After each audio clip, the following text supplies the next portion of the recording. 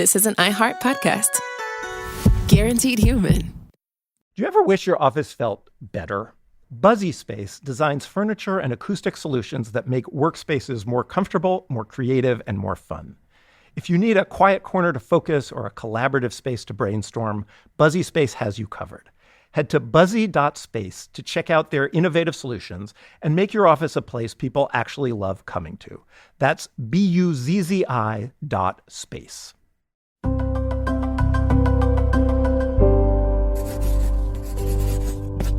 Pushkin.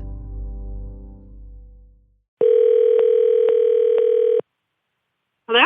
What's your favorite movie? I can't talk right now. I'm going out for lunch. Who are you going for lunch with? Carol. What? Carol. You stand still. The sound on the phone is terrible. Carol. My ex-girlfriend, Carol. Is it okay? Do you really care? Let's say I said no, I don't. It affects me. Oh, I'm sorry. You're not sorry. Do you know there are many of your ex-boyfriends who I was fond of, and I don't keep in touch with them because I felt like it would be a disloyalty to you. Are you going to talk about me? Of course. I don't want you to. Oh, I gotta go. From here. All right, have a good lunch. What are you going to order? I don't know. What are we going to... Donnie wants to know what we're going to eat. Bon appetit. I'll see you later.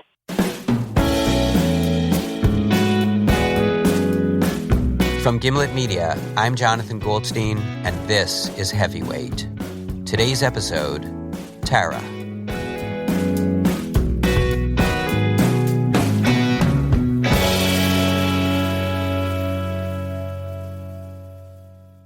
During my freshman year, I wore black turtlenecks. They were meant to let people know I was an artist. It was easier than actually making art. I wore them so tight that the outline of my Adam's apple was made visible when I swallowed with excitement, and nothing excited me more than art. Hearing words like chiaroscuro and trompe-l'oeil was enough to set my Adam's apple racing up and down my turtleneck collar like an otter trapped in a sleeping bag. Aside from my own saliva, I also enjoyed swallowing espresso, and in the back row of my experimental film appreciation class, I swallowed oceans of the stuff. The back row was an ideal place to sit, as it was closest to the exit. So, in case I had to get up and smoke a jeton or indulge a panic attack about my future, I could do so unnoticed. Although I knew I was an artist, I did not know what kind, and so experimental film felt like a possible calling. I knew I could never make a movie, like Raiders of the Lost Ark or Ishtar, but I could probably get away with making weird stuff, the kind of films that played on the Canadian Broadcasting Corporation at 3 a.m. and prompted my father to demand after several minutes in, what the hell happened to the plot? So point a camera at a sleeping person for 10 hours? I could totally do that.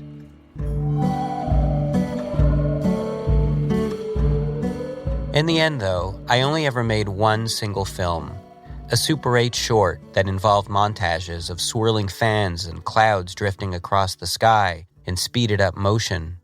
It was all set to the progressively jazzy strains of Pat Metheny's seminal fusion album, As Falls Wichita, So Falls Wichita Falls.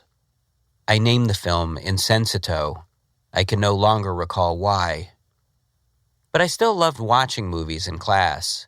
Window Water Baby Moving, in which the director filmed his wife giving birth, and Mothlight, which looked like a white scratchy film strip.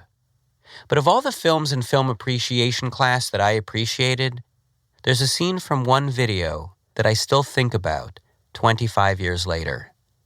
The premise of the video was this. In 1986, the director put an ad in the Village Voice asking people who were angry to come down to her studio and tell her why. The resulting video was simply titled Anger. I've never been able to find it again, but I remember it clearly. There were ranting punks, a murderer who bragged about all the murders he'd committed, and victims of violence who laid out their plans for revenge. But the person I still think about all these years later is someone who didn't say anything at all. A little girl. She couldn't have been more than 8 or 9. She sat silently watching her parent, who described herself as being intersexed, weep tears of anger and frustration over how hard her life was. Then, the little girl, with her chin raised, stared directly into the camera. And this is what I remember so well, meeting her gaze and how complicit I felt to be watching her. Why would the woman have brought along a child that day to hear all this? From the look on the little girl's face, it was hard to tell what effect these words were having on her.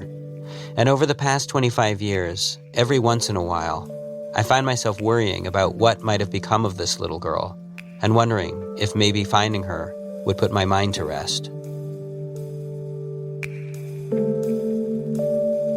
I've never been able to talk about it with anyone, because no one I know has ever seen the video. Lately, I've been trying to find it online, but because I don't remember the director's name, it's been virtually impossible to Google. When I punch in anger plus video plus 80s, my search yields a heavy metal music video for a song called Anger. In it, a shirtless Viking with a spiral perm wields a cardboard sword.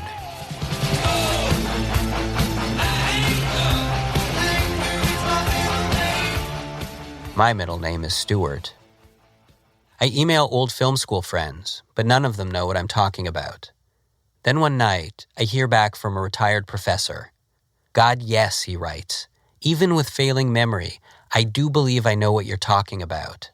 He sends a link to the video on YouTube, where it sits with few views and not a single comment. I press play, and I'm shocked, after all these years, by how much I remember. For all you vidiots out there, this one's for you. You boys step off. Yuppies, step off. It starts with a group of skinheads and punks giving the camera the finger. Back in the 80s, giving a camera the finger was a big thing.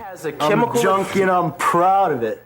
There's the wrongfully accused police detective forced out of his unit amid scandal. I'm angry enough right now that if I saw something happening in the street, possibility I wouldn't do a goddamn thing about it because it's none of my fucking business. You let another guy handle it. I was never like that. I loved what I was doing. Now I wouldn't do shit. There's the ethereal young woman wearing a pink sweatshirt with ducks who speaks of being attacked at knife point and how a month later, her boyfriend left her. Everything you do to someone does eventually come back to you. Everything you do, all actions have reactions. And if I didn't believe that, I would have kissed the D-train a long time ago. There's the artist couple, once in love, but now filled with raw hatred for each other, who because of the realities of Manhattan real estate, were forced to live as roommates in a small artist's loft. This is the kind of double-sided thing that's going on. Can I speak now? Can I please speak? What are you asking permission for? You're always asking permission. Shut the fuck up, then! Then, the scene I've not been able to forget. The weeping woman and her little girl. I went to an endocrinologist, and I found out through many of the tests that they did that I was biologically a woman and a man at the same time. I was intersexed. In her powder blue knee-length skirt and pearl necklace, she looks to be out of an entirely different era, like a nun from the 50s on her day off. She sits on the stool, wringing her hands. After 2 years of constantly crying night after night after night, and my wife being upset, and my child being upset, and the constant harassment from people on the job, I became so helpless. And finally, after seeing many doctors to try to have some way to have it corrected, it was an impossibility. And it was a question of being a circus for the society or choosing to be a woman. And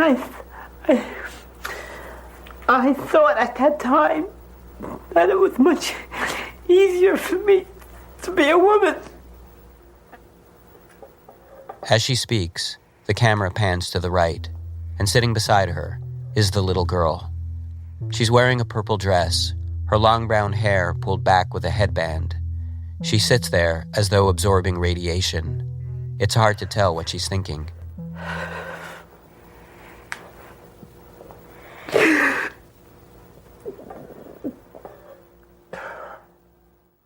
Some of what the woman says is hard to follow. She doesn't want sex reassignment, but she doesn't want to live in the middle. And although I'm not married to my wife anymore, we still live together as sisters for the child. but it's a small 9 by 12 room for 3 of us.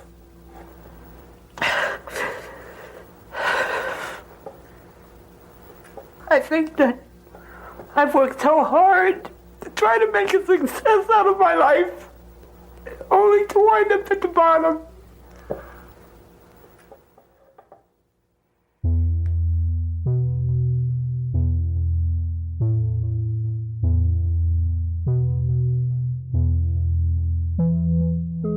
Seeing the video again still makes me feel as powerless as it did all those years ago. What had their life been like in that 9 by 12 room? And where was the little girl now?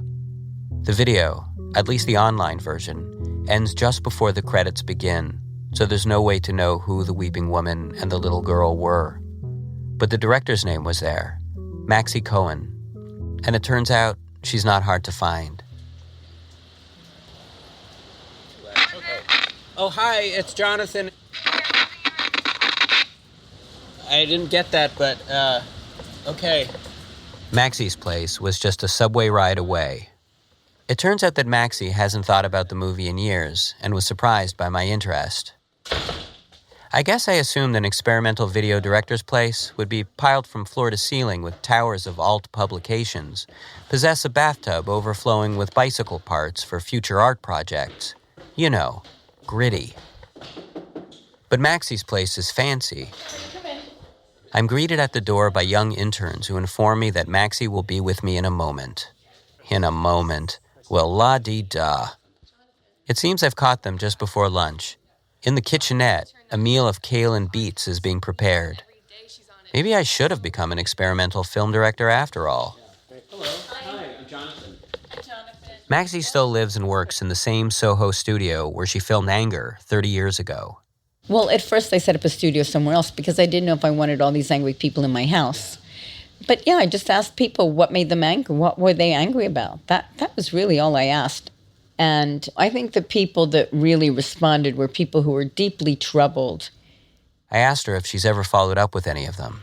Not really, except about a year later, or sometime later, maybe it was a year or two later, the commissioning editor from Channel 4 in London saw the piece. And he was so distraught that I had made this film. And I remember the producer from Channel 4 thinking I was totally irresponsible, that I hadn't kept. He wanted to know what happened to that little girl. This sound is an audible gasp. I hadn't told Maxie that the reason I'd come to see her was specifically to ask about the little girl. Watching it, and Let's back up.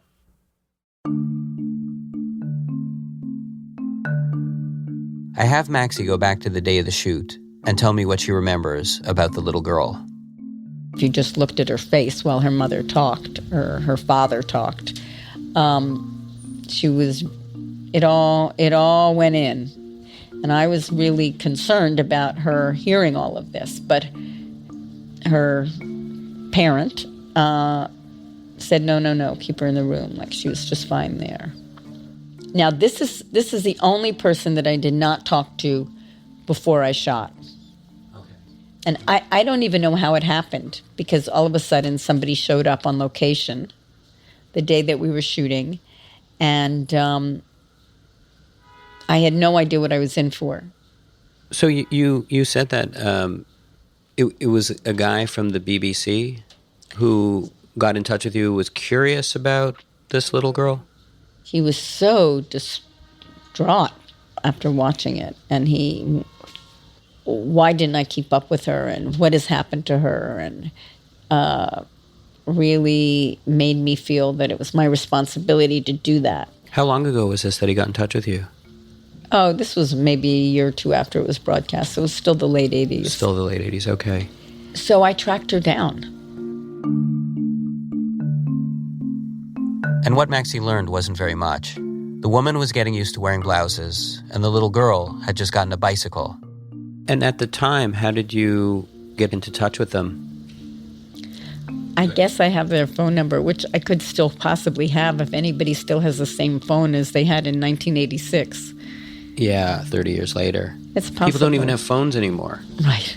That's true. But you have that information? I probably do somewhere. Because You want to track her down, don't you? I really want to, yeah. When I saw it all those years ago, she stayed with me. Yeah. Well, maybe next week I'll have the time to look. You still have that stuff? I might. I might. I do tend to... I mean, I went through one cleaning. Uh-huh. And I can't remember if I got rid of it or kept it, so I could look. Is that a big undertaking? To find it? Yeah. All right. Well, let's see. Let's see what time it is. Maybe we can go down now. No, I could go down. I could go down. We could go down, and I could see if it's easy or not.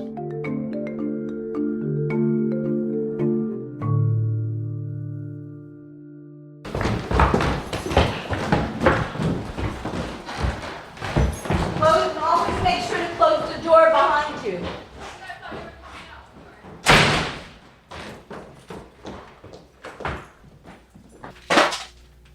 There's a lesson here in the importance of archiving. Real estate in New York, where do you put it all? Maxie's basement locker is filled from top to bottom, and a 30-year-old phone number, unless it's been inscribed on a block of asbestos and Maxie's up for a cleansing fire, doesn't seem likely to be found.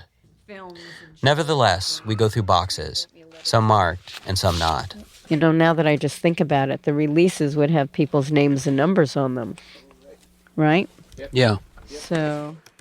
We search through folder after folder for release forms signed in 1986. It isn't looking hopeful. But then... Oh, there's so much stuff this brings back. Anger... Oh, maybe here are the releases. Okay. We even find the information for those yuppie-hating punks. Such neat handwriting for punks. Yeah. So the woman whose name is Laura, that's the woman who's intersexed. Is there a phone number there? There is. Wow.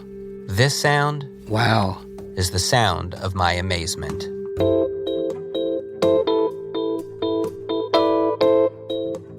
Maxie gives me the numbers of everyone in the video. The number you dialed is not in service. The number you dialed is not in service. The number you have dialed is unallocated. I love that unallocated guy. Unsurprisingly, every single number is disconnected. Except for one. Hello? Hello, is there a Laura there? Robert. No, a Laura? Who's Laura? That's who I'm calling for. That's you? No, I'm calling for... Hold on. Hello? Yes, hello. I was looking for a Laura... That's me. Oh, that's you? Yes. Wow. Okay. My name is Jonathan Goldstein, and I watched a short movie that you were in from many years ago, from the late 80s. It's possible, but I mean, it's like I'm 76 years old now.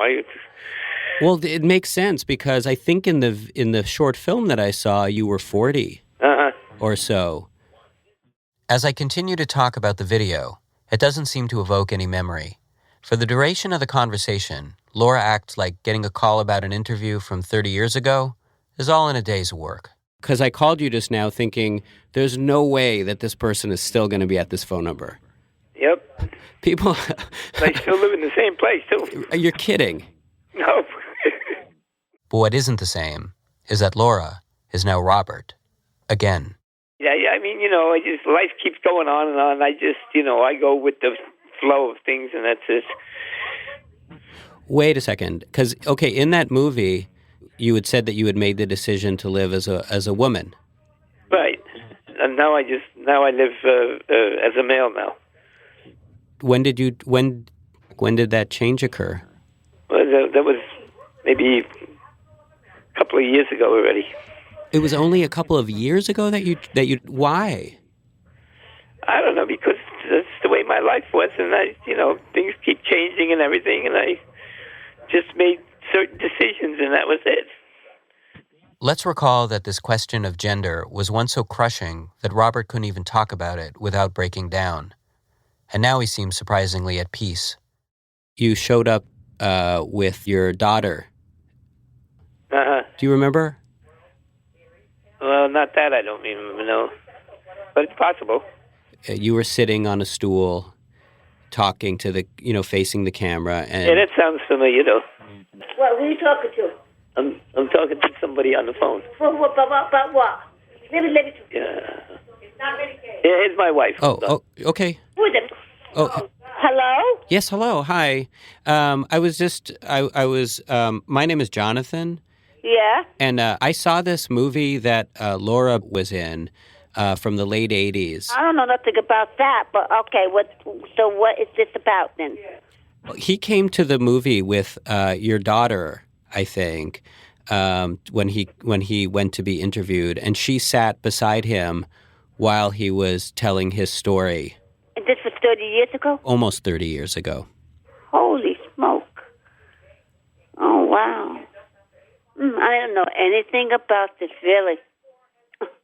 He was talking at the time about having to decide with his doctor to become a woman. Yes. Somehow it didn't. He decided not to do it. That's why he changed his name back to Robert. And do you remember why he decided to change back? Well, he was getting up in age, and he wasn't attracted to men. And you guys are still married after all these years? Oh, yeah, we're still married. Yeah. And nowadays, some of what he was talking about is more. Yeah, now it's more open than it was like 30 years ago. Now it's more open now. Yeah. And you know what? Sometimes you can't change the human mind. You can't. You can't reverse the human mind. If you try to fight the human mind, then forget about it. You could go crazy.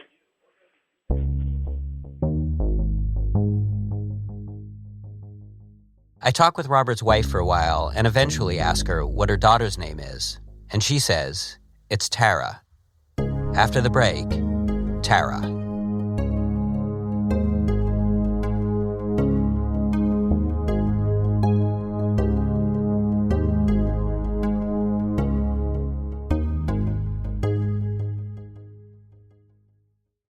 Hi, Kyle. Could you draw up a quick document with the basic business plan, just one page, as a Google Doc, and send me the link? Thanks.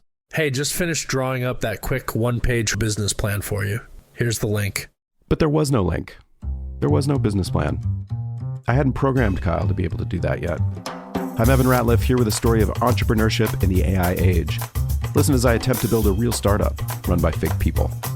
Check out the second season of my podcast, Shell Game, on the iHeartRadio app or wherever you get your podcasts.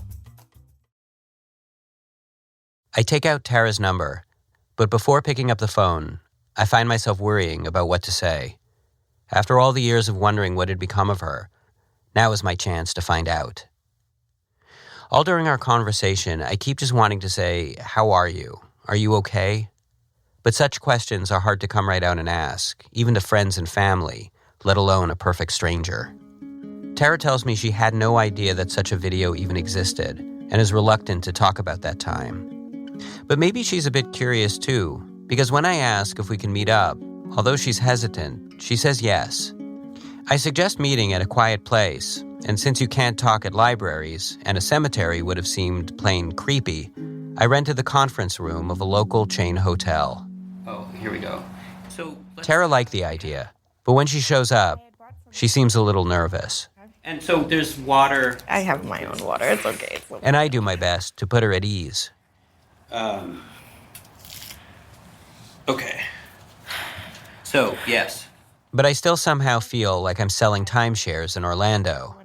And this was close by for you, right? Yeah. This was actually like... Tara's now in her late 30s, but looks younger.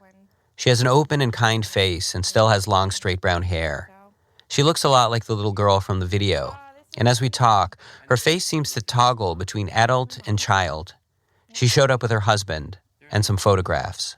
This was my first communion, and this is my father, dressed as a woman. He's looking like, I don't know how you would put it, like kind of like a 50s housewife or something, do you know? That was his mental picture of what, he wanted to look like as a woman. Uh-huh. He grew up in an orphanage, raised by the nuns. That molded his idea of what a woman should look like, yeah. And I told all my friends that he was my aunt. I understood the situation, but I never knew what to say.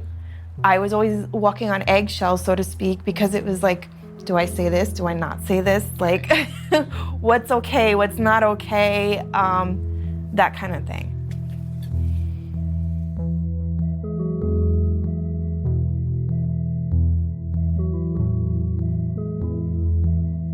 Why do you think he brought you with him that day to the video shoot?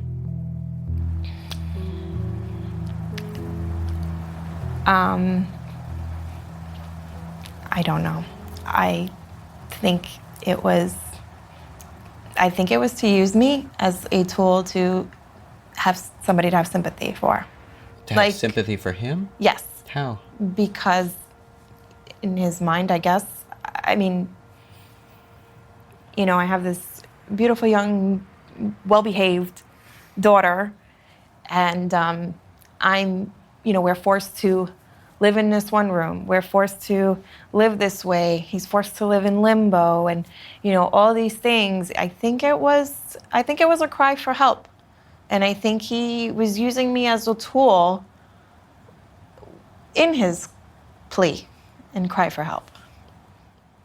In the video, he refers to himself as intersexed. Mm-hmm. So, how did you understand that? What to mean? From what I was always told was he had a medical condition. When Tara asks her father about his medical condition, it's hard to get a clear answer. In the past few years, he's been diagnosed with dementia, and so there's a lot he just doesn't remember. And Tara ends up relying on what she was told as a child. Lately, in the last couple years, I started to just question certain things about, how this whole transition happened. And I did some research, and I found an article that was written by this doctor from Germany. It's not just an article. It's a study conducted by 2 German doctors over the course of 20 years, with Tara's dad as its sole focus. It was published in a journal called Archives of Sexual Behavior, and in it, Tara's dad is diagnosed as having Kalman syndrome, a rare hormonal disorder that, among other symptoms, delays puberty or stops it entirely. So if you're male, this means your voice never lowers, your body never grows hair. While the video captures one moment in Tara's dad's life, the article presents a portrait of his life since childhood. So alongside the data on his hormone levels are details like how at the orphanage he was caught spying on the girls, and as a punishment was forced to dress as a girl. He was also discharged from the Air Force for concealing female clothes in his footlocker. The article also documents a history of misdiagnoses, psychiatric hospitalizations, thwarted attempts at gender reassignment surgery, and suicide attempts. He'd even set himself on fire. Throughout his entire life, Tara's dad insisted his gender confusion owed solely to the Kalmans, a physical hormonal condition. Nonetheless, the doctors he was treated by labeled him with the mental disorder transsexual, a diagnosis he violently rejected. It's also a diagnosis that no longer even exists. The article states she always refused to consider herself as transsexual. As a result, she found herself, quote, stuck in the middle. Because of this stressful situation, she became emotionally even more disturbed. Tara's dad was never able to get the life he wanted or the treatment he needed. After reading the article, the overwhelming sense I'm left with is that while things are by no means perfect, the medical community's understanding of gender has changed drastically, and society's has too. Had Tara's dad been born 25 years later, being, quote, stuck in the middle might not have been the curse it felt like back then. And perhaps he might not have experienced quite so much suffering. And Tara might have been spared having to witness so much suffering. In watching the video, it doesn't feel as though you're being protected from any kind of thing that is being expressed. No. I mean, I knew more about this stuff as a young child than most kids know. And was that just a function of, you say that the apartment that your dad describes in the video is it's just a room. I believe it was like 12 by 14. Really? Yes. That's what I think the actual size was. It's very small. I was right in the middle. It was very hard for them to keep any types of secrets from me. Just because of the nature. There wasn't any closed doors. There wasn't any escape. She remembers seeing her father come home with a black eye from the building he worked at as a doorman. The other doorman had beaten him up and told him to never come back. There were a lot of people that picked on him, abused him. I think it would have been better if he probably moved away and started somewhere new with a new life. So why did he stay? At the end of the article, the authors hypothesize that living in between, rather than, as they put it, quote, a real woman, allowed Tara's dad to continue to live with his family. I wrote to one of the article's authors to ask what that meant. His explanation was simple. Nowadays, he wrote, we see many transgender persons who stay together with their spouse and family. You have to remember that this happened in the 1980s. If Tara's dad had undergone sex reassignment, he says, it might have broken up the family, and family was very important to him. Tara's dad was put into foster care at age 1 and lived in an orphanage until he was a teenager. So maybe this, living all together in one room, a communal bathroom down the hall, Tara having to sleep in the same twin bed as him, was the only way he knew to keep his own family together. I mean, my parents were very supportive of me and anything I wanted to do. Yeah. I went through private school. Even though we had no money, my mother decided to work Saturdays doing their bingo in exchange for my tuition. She worked that out? Yes. Yes. You know, the only thing I would say that I lacked at growing up in that kind of environment was having my own sense of privacy. That is the only thing that I really lacked. How did you negotiate that? When I was really young, I actually used to go out into the hallway, and they had outlets in the hallway, and I would bring my stuff out in the hallway and just kind of make my own little private little, even though you had people that passed by once in a while, I still had quite a bit of privacy there. At one point, we had a small little portable TV. I brought that outside. I mean, I would do whatever. I'd bring my blanket outside in the hallway. So is it happy memories? Yeah, absolutely.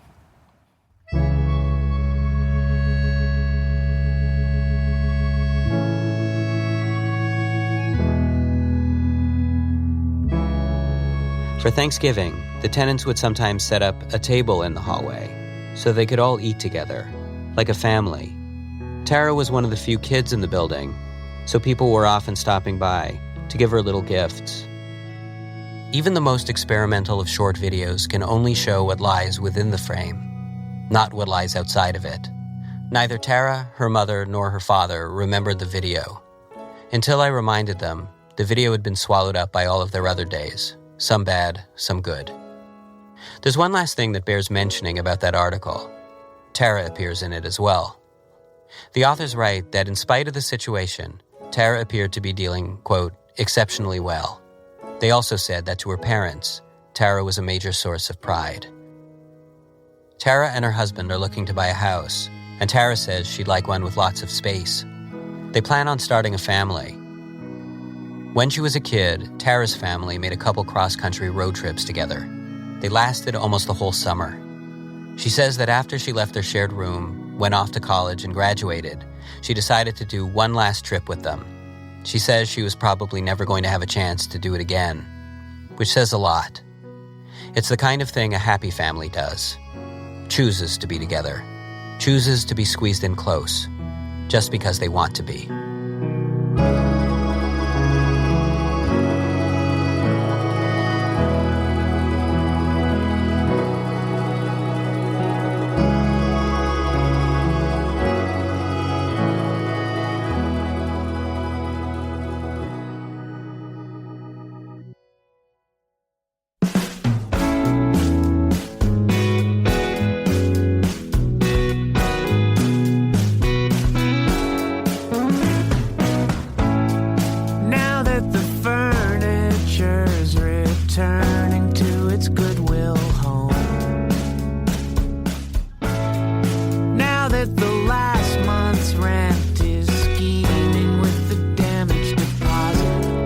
this moment to decide